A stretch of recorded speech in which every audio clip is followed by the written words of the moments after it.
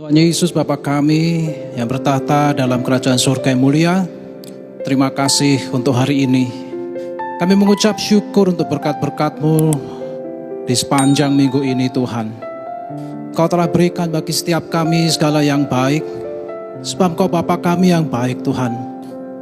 Sebentar kami akan belajar sebagian dari firman-Mu. Tuhan Yesus kiranya berkenan memberkati setiap kami dengan tanah hati yang subur, sehingga saat firman-Mu diberitakan Tuhan, bagaikan benih yang tertancap kuat di dalam hati setiap kami, yang mengakar, bertumbuh, menghasilkan buah roh yang berkenan di hadapan Engkau. Jadikanlah hidup kami semua seturut dengan rencana-Mu, sesuai dengan kehendak-Mu ya Bapa. Berkati setiap kami, berkati anak-anak muda di tempat ini Tuhan, supaya mereka menjadi generasi-generasi pemenang yang akan Kau pakai sebagai alat kerajaan Engkau. Terima kasih Tuhan, dalam nama Tuhan Yesus, kami semua anak-anak-Mu berdoa, memohon mengucap syukur. Amin.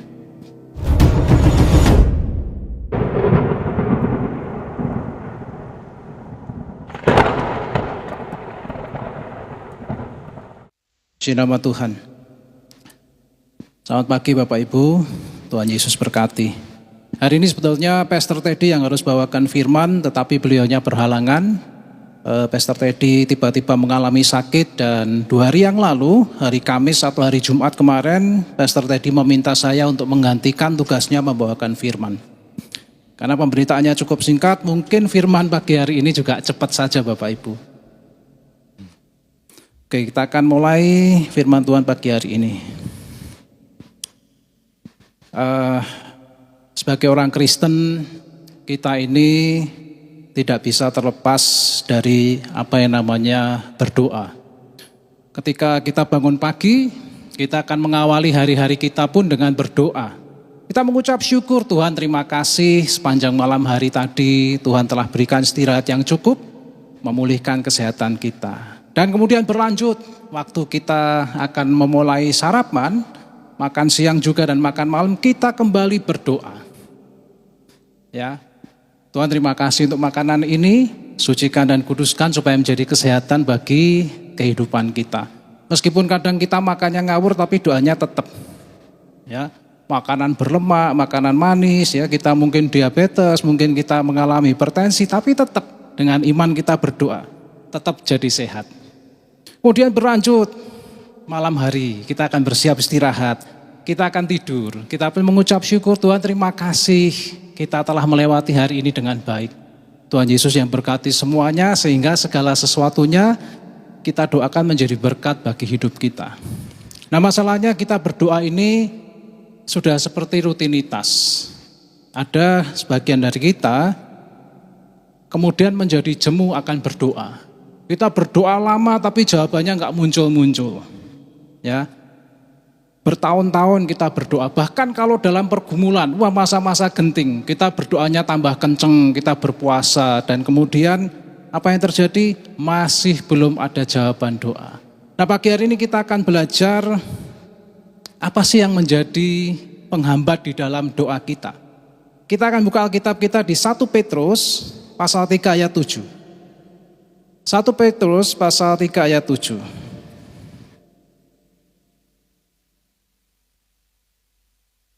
Multimedia bisa minta tolong dibukakan.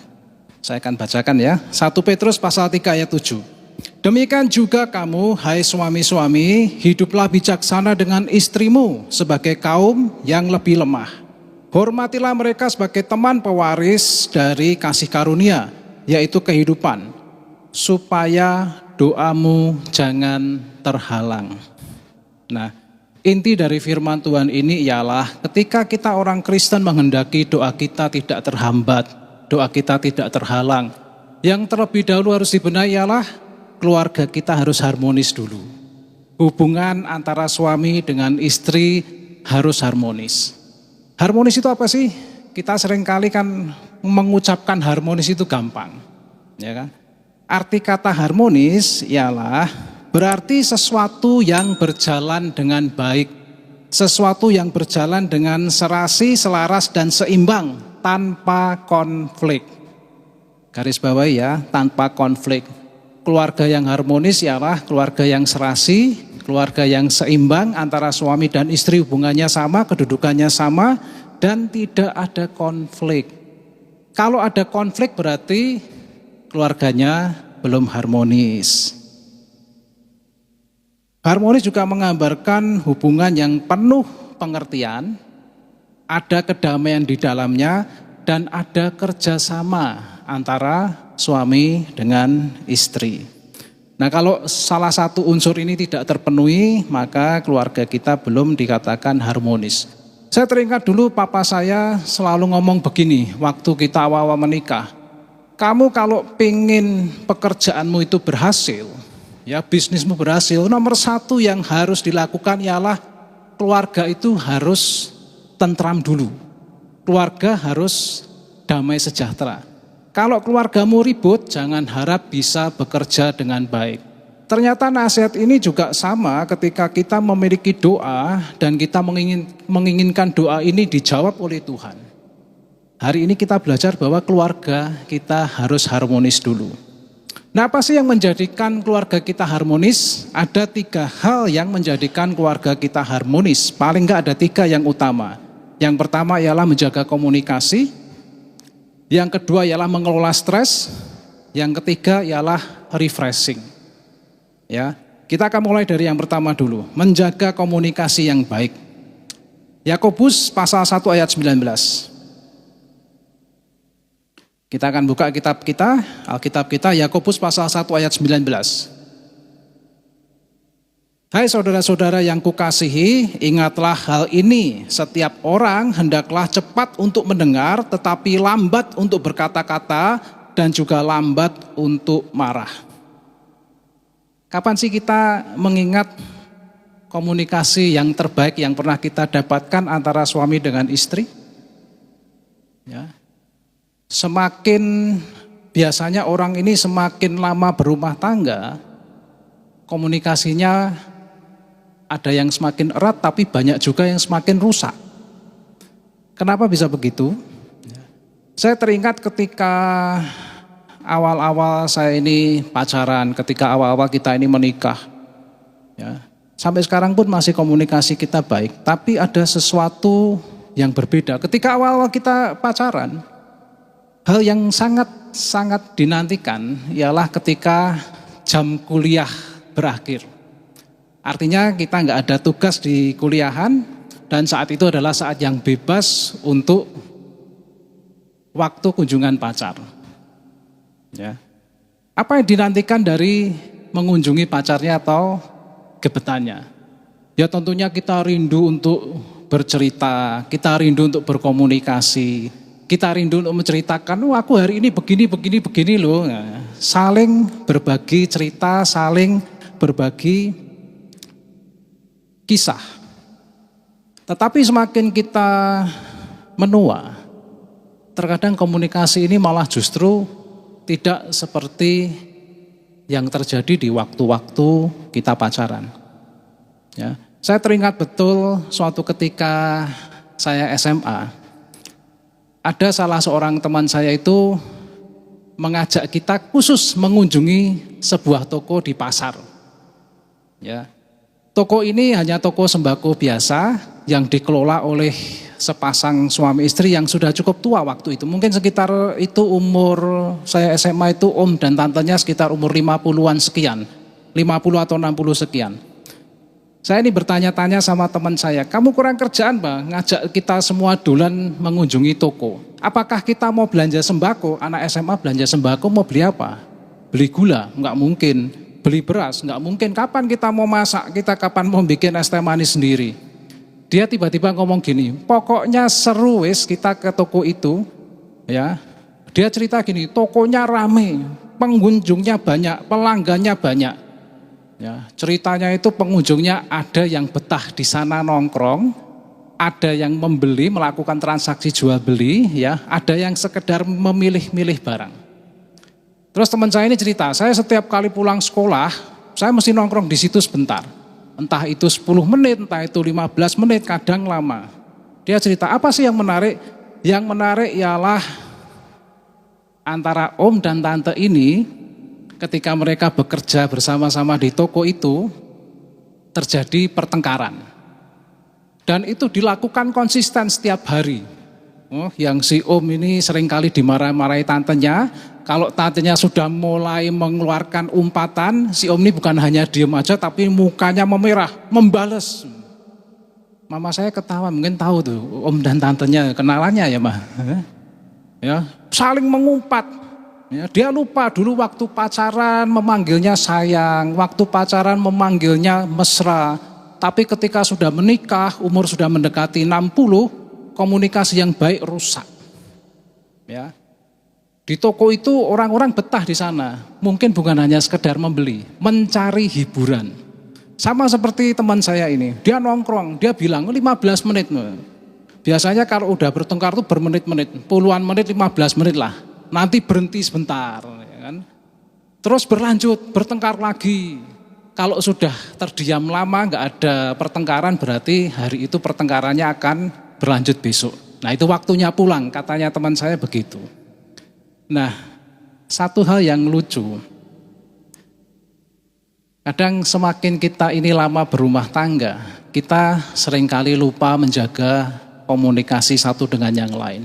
Dengan tidak sadar kita ini seringkali cepat emosi, cepat salah paham.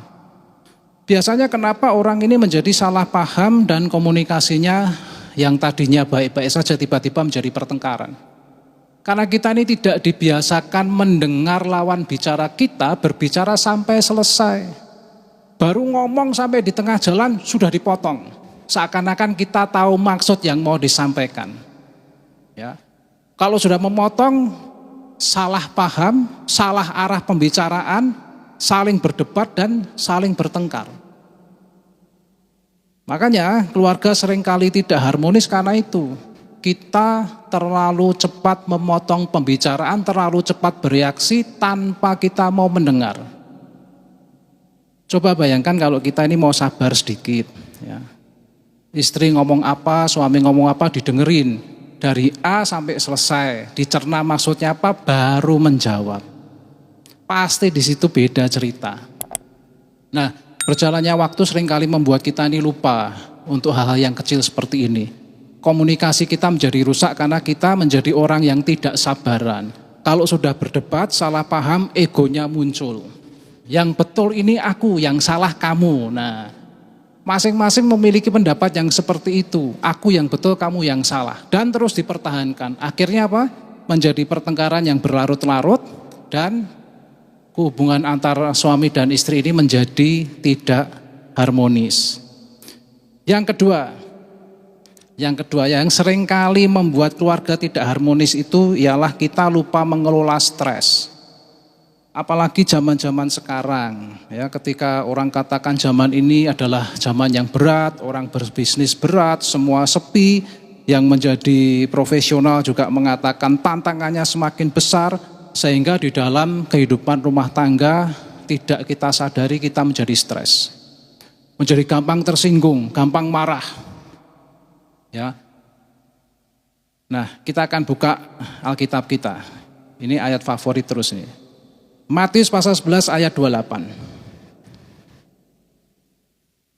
Matius pasal 11 ayat 28. Saya akan bacakan. Marilah kepadaku semua yang letih lesu dan berbeban berat, aku akan memberi kelegaan kepadamu. Ya. Tuhan Yesus katakan ketika kamu itu berbeban berat, jangan dilampiaskan ke orang lain, apalagi kalau suami dan istri. Ya, kalau sudah stres seringkali lupa. Istrinya tanya apa, bukannya dijawab, tapi malah marah-marah nggak karuan. Ya, suaminya ngomong apa karena di rumah terlalu sibuk, sudah capek badannya ngurusin rumah, bukannya menjawab apa yang dikatakan suami, dibalaslah dengan marah-marah. Tapi hari ini Tuhan mengatakan kalau kamu stres, kalau kamu punya beban berat, jangan dilampiaskan ke orang lain, apalagi sama pasangan hidupmu. Masing-masing punya stresnya sendiri. Meskipun kadang ya hanya seorang ibu rumah tangga, tapi tugas ibu rumah tangga itu juga berat. Ya, masing-masing suami juga punya bebannya di dalam pekerjaan. Nah, kalau stres ini dibiarkan menumpuk, tidak dikelola, kadang-kadang akan merusak hubungan yang harmonis di antara keluarga. Tapi Pak, hari-hari ini memang hari-hari yang berat. Seakan-akan tidak ada masa depan. Seakan-akan semua yang kita lakukan itu nggak ada hasilnya. Sehingga semakin hari semakin khawatir. Awal dari stres itu pasti khawatir. Ya. Tapi hari ini Tuhan mengatakan, kalau kamu berbeban berat, datanglah padaku. Aku akan memberikan kelegaan. Firman Tuhan dari dulu, sekarang tetap sama dan Tuhan pasti mengenapi janjinya. Kami keluarga ini adalah salah satu yang menyaksikan mujizat Tuhan terjadi sampai hari ini. Saya akan ceritakan suatu hal ini kisah nyata ya. Ada seorang ayah, umurnya kira-kira 80 tahun. Nah, papa ini memiliki seorang anak yang mungkin umurnya kira-kira 50 tahunan, hampir sama dengan saya, lebih tua. Nah, suatu ketika anak ini mengalami sakit yang cukup parah. Anak ini menderita kanker dan stadiumnya sudah stadium akhir. Sudah tidak ada yang bisa dilakukan lagi. Meskipun anak ini seorang dokter, ya, dia tahu bahwa kondisinya ini berat. Tapi dia tetap berusaha untuk ceria, hari-harinya dia lewati dengan bahagia. Karena dia tahu ketika dia down, keluarganya akan ikut down juga. Papanya akan jadi semakin stres. Tapi yang hebat dari seorang ayah yang berumur 80 tahun ini, dia tidak pernah putus pengharapan. Kita menyaksikan sendiri. Ya. Ayah ini setiap hari dia berdoa, setiap hari berharap akan kesembuhan, sekalipun tidak ada yang bisa diharapkan. Kondisi anak perempuan ini sudah parah karena dia menjalankan kemoterapi, kepalanya, rambutnya rontok dan menjadi gundul. Karena organ-organ tubuhnya sudah mulai rusak, perutnya membuncit, isinya cairan, penuh dengan darah dan cairan. Sehingga selama setiap beberapa hari cairan itu harus dikeluarkan dari tubuhnya. Disedot dengan alat medis dan itu sakit sekali. Sakit. Ayah ini berharap karena mereka ini seorang penganut Katolik yang taat. Setiap kesempatan mereka ini coba. Ada keluarga atau kenalan yang ke Lourdes. Lourdes itu ada di Perancis. Ya, di sana ada air yang katanya bisa menyembuhkan. Dia titip. Aku titip air dari Lourdes. Ya, dia dapat air dari Lourdes. Setiap hari digunakan. Diminumlah atau hanya untuk diurapilah.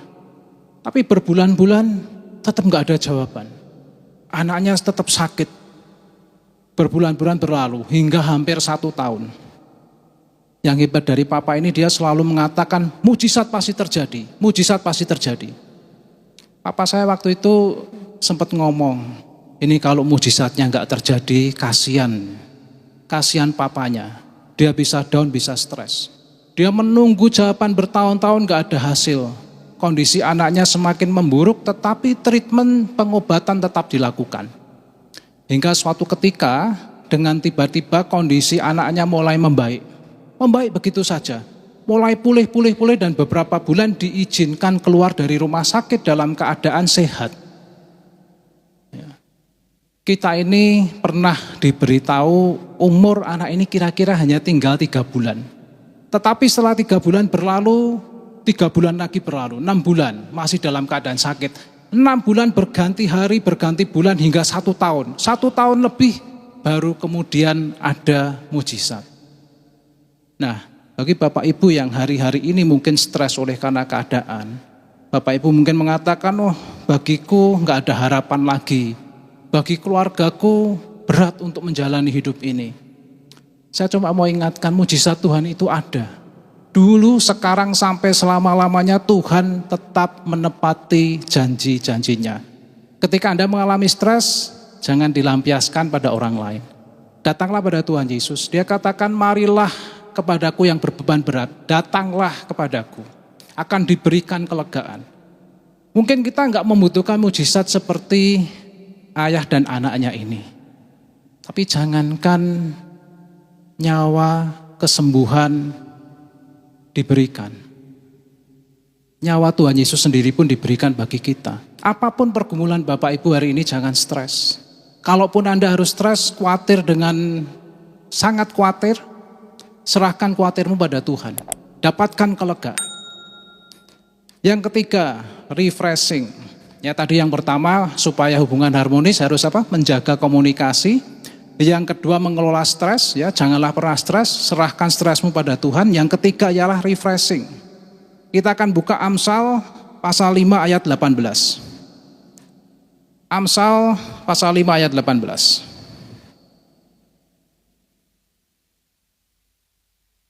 Diberkatilah kiranya sendangmu, bersukacitalah dengan istri masa mudamu. Bersukacitalah dengan istri masa muda, bukan istri muda ya Bapak Ibu ya.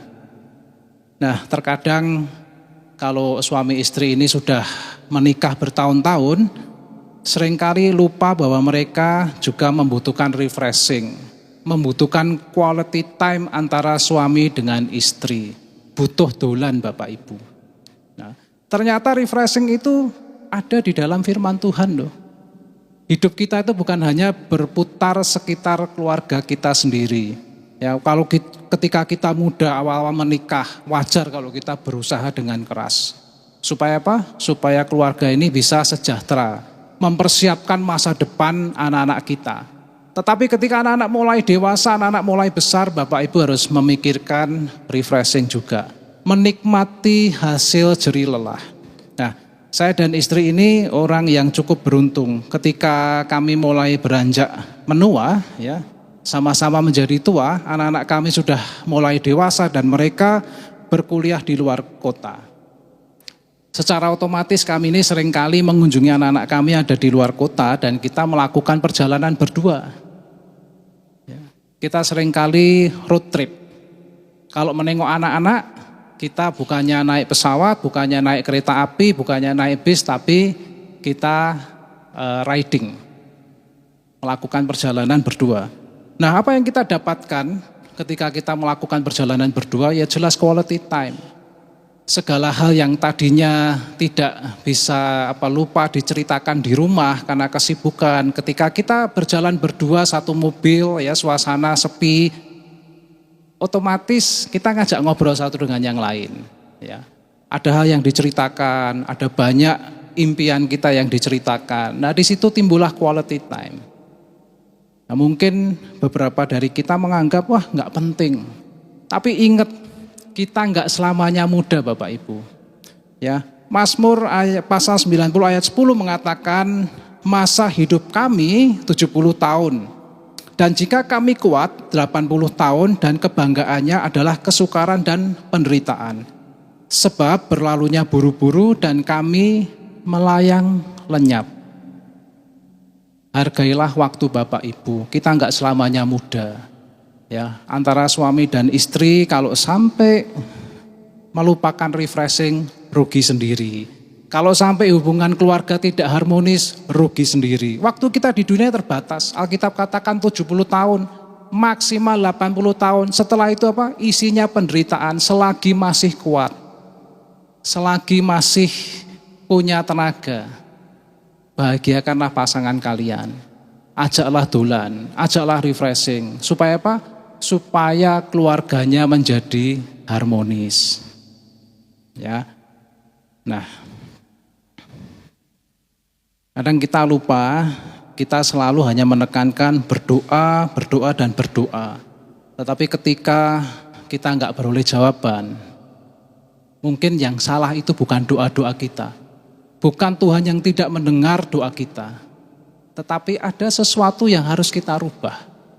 Keluarga kita dijadikan harmonis dulu, baru kita akan doanya tidak terhambat. Nah sebagai penutup,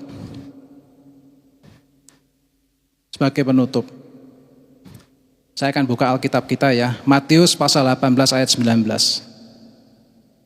Dan aku berkata kepadamu, jika dua orang lagi aku berkata kepadamu, jika dua orang daripadamu di dunia ini sepakat meminta apa juga, permintaan mereka itu akan dikabulkan oleh Bapakku yang di surga. Hanya dibutuhkan 2 orang supaya doa kita dikabulkan. Ya. Di antara suami dan istri, ketika kalian berdoa bersama, pastikan dulu kalian bersepakat. Bersepakat itu artinya memiliki visi yang sama. Ya. Ketika kalian sudah bisa bersepakat, kalian memiliki visi yang sama, mulailah berdoa. Ingat, doa akan mengubah banyak hal, doa akan menjadikan hidup kita juga diubahkan. Tidak ada yang mustahil bagi Tuhan. Ketika kamu berdoa, doakanlah keluargamu, doakanlah anak-anakmu supaya keadaan mereka baik, supaya mereka memiliki masa depan yang cerah. Ketika punya berbeban berat, doakan beban beratmu, masalahmu diceritakan ke Tuhan. Karena bagi Tuhan tidak ada yang mustahil. Mungkin kita hari ini berharap, dan kita karena tidak mendapatkan jawaban doa, harapan kita menjadi putus. Tapi hari ini firman Tuhan ingatkan, jadikan keluarga kita harmonis terlebih dahulu. Ketika keluarga kita sudah harmonis, bersepakatlah antara suami dan istri. Jadikan satu visi, memiliki visi yang sama, memiliki gambaran masa depan yang sama, memiliki tujuan yang sama, rencana yang sama bagi keluarga, memiliki harapan yang sama bagi anak-anak supaya anak-anak memiliki masa depan yang cerah, anak-anak tetap di dalam pemeliharaan tangan Tuhan, keluarga kita tetap di dalam perlindungan Tuhan. Kelihatannya simple, tapi bersepakat memerlukan kesatuan hati. Kesatuan hati bisa terjadi ketika keluarga harmonis, ketika keluargamu dipenuhi dengan pertengkaran, ketika keluargamu dipenuhi dengan percekcokan. Gak ada doa sepakat, gak ada yang katakan bisa menyatukan visi. Yang terlebih dahulu perbaiki keluarga kita. Jadikan keluarga kita harmonis. Mulailah bawa semua permohonan kita di dalam doa. Dan percayalah, Tuhan pasti menjawab doa kita. Mujizat Tuhan Yesus dari dulu, sekarang, sampai selama-lamanya tetap dilakukan. Tetap Tuhan genapi. Janjinya Tuhan tepati semua. Pilihan ada di tangan kita. Maukah keluarga kita menjadi harmonis? Maukah kita bisa bersepakat? Dan jawaban doa pasti terjadi. Tuhan Yesus berkati.